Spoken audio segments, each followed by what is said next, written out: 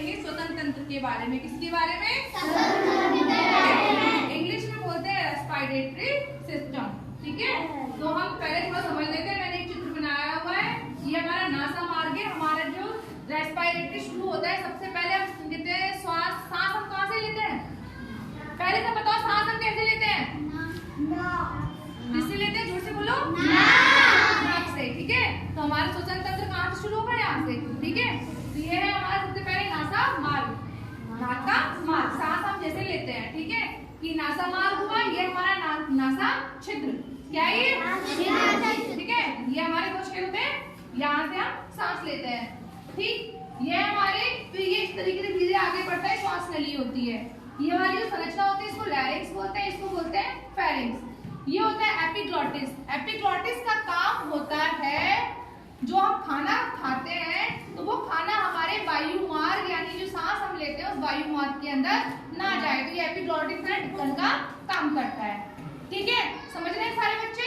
फिर ये श्वसनी होगी, ये फेफड़े हो गए, ये हमारा डायफ्राम हो गया। डायफ्राम जब सांस लेते हैं तो ऊपर नीचे होता है।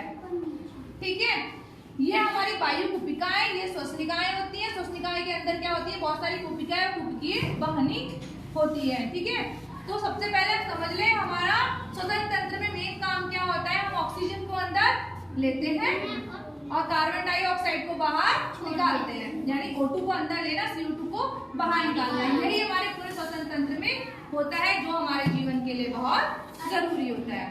समझ गए? ठीक है, इसी को क्या बोलते हैं आप?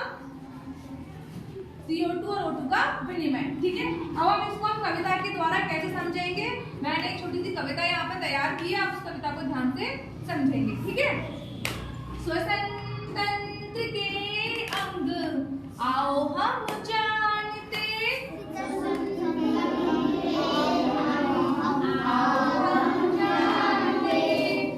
नासा द्वार नासा गुहा, और ग्रसनी पहचानते,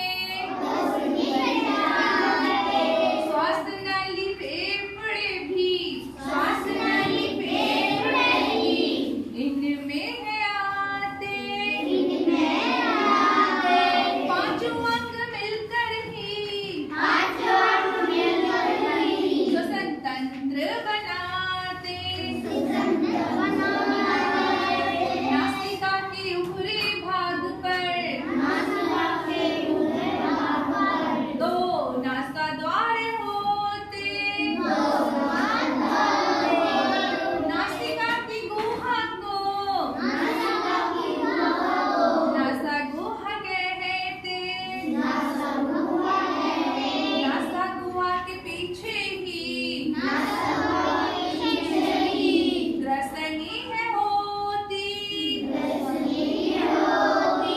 इसकी संरचना एक नली से है मिलती, श्वास नली की नलिका के जैसी दिखती, आगे जाकर दो भागों में श्वसनी बनाती।